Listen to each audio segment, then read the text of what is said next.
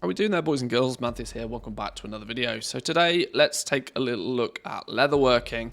Leatherworking is actually relatively simple all the way till about skill 75. The last little hurdle, though, is going to be very, very dependent on you filling work orders. I have found a couple of sneaky ways to get from about skill 60 to skill 100 without doing too many work orders, but they could end up being quite costly, so bear that in mind depending on just how fast you want to fill this bar. Material wise, because we do craft both leather armor and mail armor, you kind of have two different leveling paths depending on whether you want to prioritize using the storm charge leather or the gloom chitin. Whichever route you plan to go, you use a very, very similar amount of materials. I've actually calculated roughly how many materials you're going to need to get to about skill 60. This is where it really starts to slow down, and we'll have to talk about some of the bonus ways to get to skill 100. But if you want to go to the auction house and grab yourself a few materials, you're looking at about 515 to 520 gloom chitin, 135 storm charged leather, 7 sunless carapace, and 1 thunderous hide should do the job.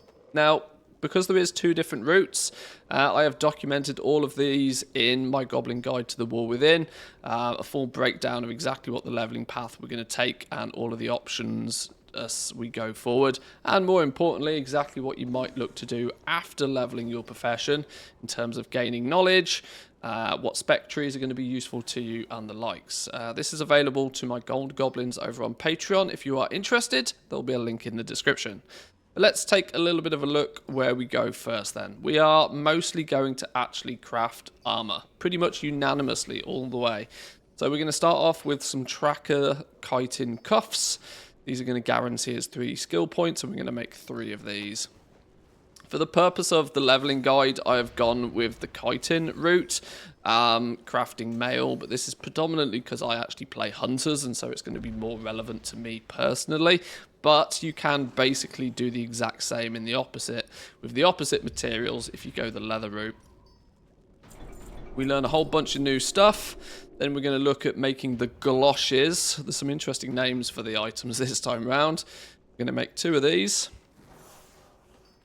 Quality-wise, you'll notice I've used only quality 1 materials for the purpose of leveling.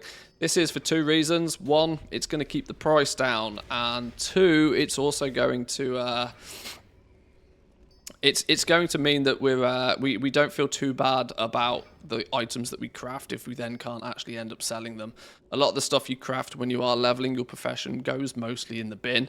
You might sell it for a little bit on the auction house, but to keep the costs down, use the basic materials. Don't stress too much about trying to sell the things that you craft. We're going to make the hauberk next. This is going to give us some guaranteed skill points. We're going to craft this until skill 22. Should only be 2 crafts.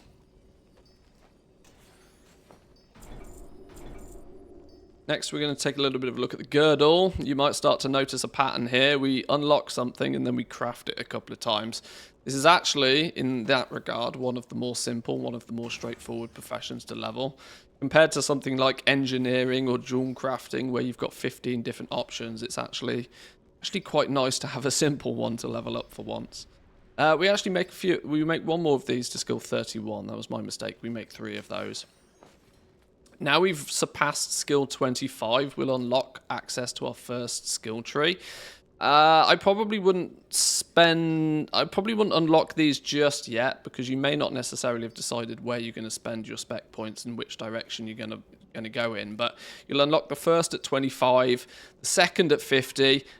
You'll unlock number 3 at skill 60, and the 4th and final one you'll unlock at skill 75. We get a huge amount of recipes to learn at about skill 25, and this is where we're going to get access to a lot of the reagents. This looks to be quite a popular direction that people are looking to spec into, as these intermediate reagents are usually a pretty good seller. And also, as it currently stands, they're not too difficult to actually get to the point where you can guarantee quality 3 of these, especially compared to a lot of the other professions. So I suspect reagents could be a big business. You're still going to need to spend quite a few spec points to get to that point, but they sell on the region-wide auction house, and you're not too fussed about work orders, this can also be a very good route to make a little bit of gold. But from skill 31, we're going to look at the handguards next. We're not going to craft any of these just yet. We come back to these later. These are going to guarantee us 3 skill points, so our easy points here. 4 sets of these.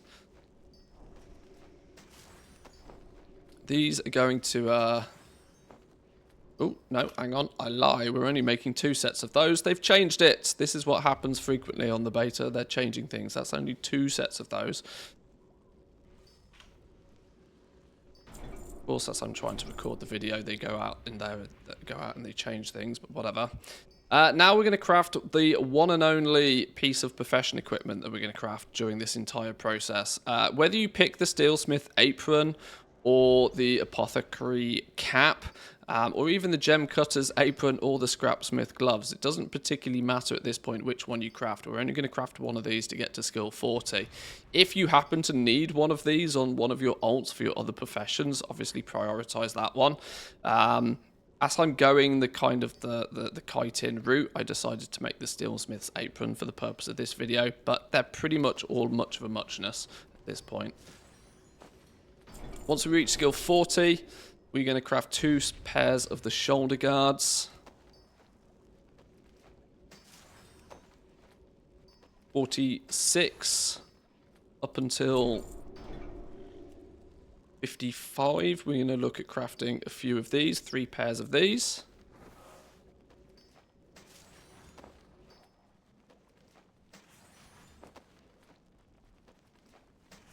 Here we go. And then from 55 onwards, we're going to look at 2 pairs of the Tracker's Toughened Headgear, using our last 2 pieces of Sunless Carapace. And boom, hey presto, all of our materials are gone. We've reached skill 61 then. This is where you'll notice, if you take a little bit of a look through your list, things have stopped guaranteeing you skill points. So we have some options here. One thing I will talk about straight away is that if you are looking just to get to skill 75 as fast as possible to open all 4 spec trees, you can technically keep crafting these. You can craft these all the way to skill 75.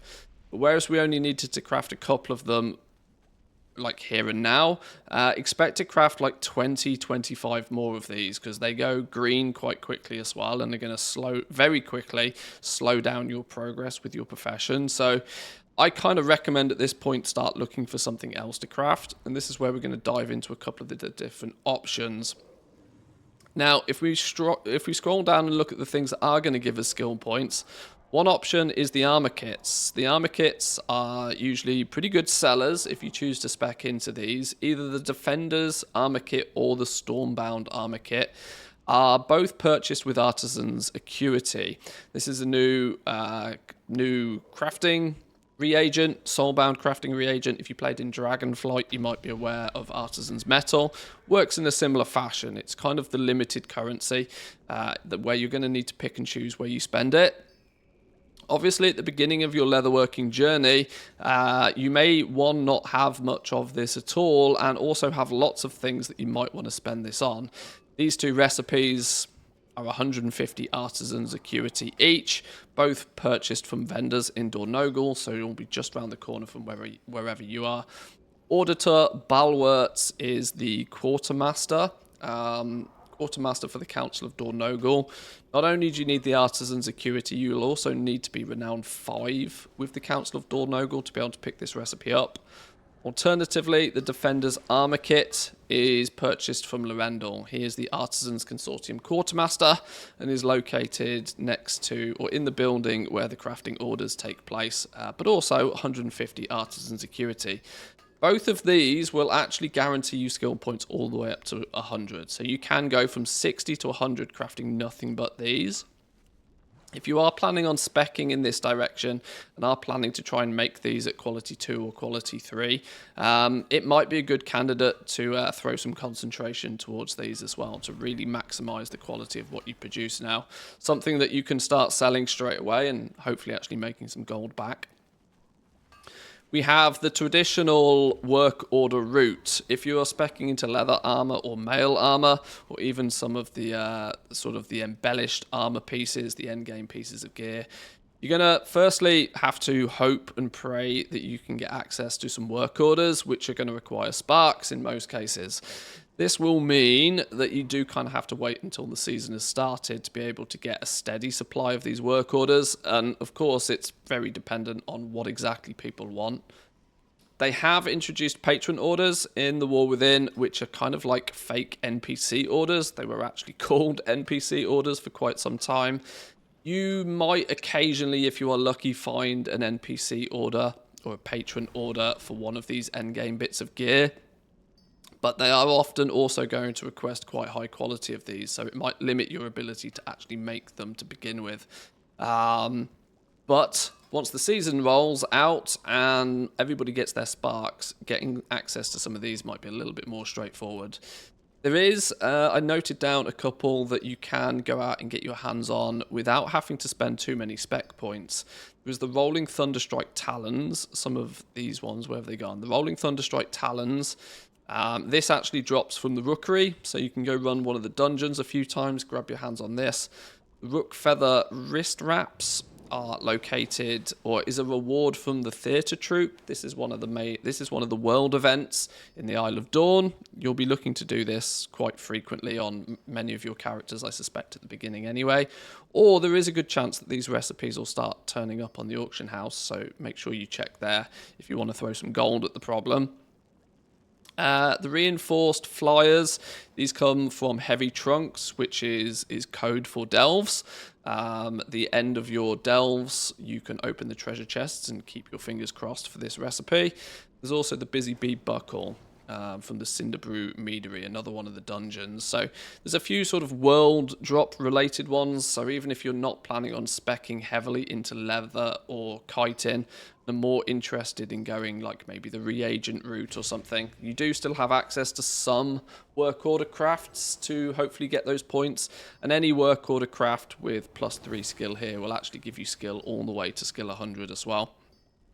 And the third option, this is an option where you are actually going to have to spend a little bit of knowledge points, but is the optional crafting reagents, the embellishments. There's the Blessed Weapon Grip and the Writhing Armor Banding. Both of these are unlocked in a very similar fashion. If you head into your spec tree, in the Flawless Forts spec, you can put 15 points in this first node here, which will unlock you access to 2 sub-specs. And then you've got the Arathi Armourer and you've got the Nerubian Noose, which will both unlock one of each of these recipes. These will both also, once again, give you skill points all the way up to skill 100. There's a few options there for you. PvP gear is already yellow, not going to guarantee you skill points. Even if you go the profession equipment route, these mostly go grey, I believe, at skill 80. So even if you are going the profession gear crafting route, this won't get you all the way to 100. Be aware you'll have to do one of the other options, one of the other aforementioned options to get to 100. There we go, boys and girls. That should mostly get you up and running with leatherworking. Once you've finished, you're going to want to start getting your profession tools in order and start harvesting all the knowledge points you can find from out in the open world. My little goblin guide to the War Within can give you all of the next steps on exactly how to go and get your one-time knowledges and your weekly knowledges and the likes. Link to that in the description if you're interested. But I'll do my best over the next few weeks once the expansion goes live to try and get some of that content put in video form for all of you guys out there as well. But there we go. Give the video a like if you enjoyed it, boys and girls. Consider dropping a sub on the channel if you enjoy this kind of content. I'll see you all next time. Peace.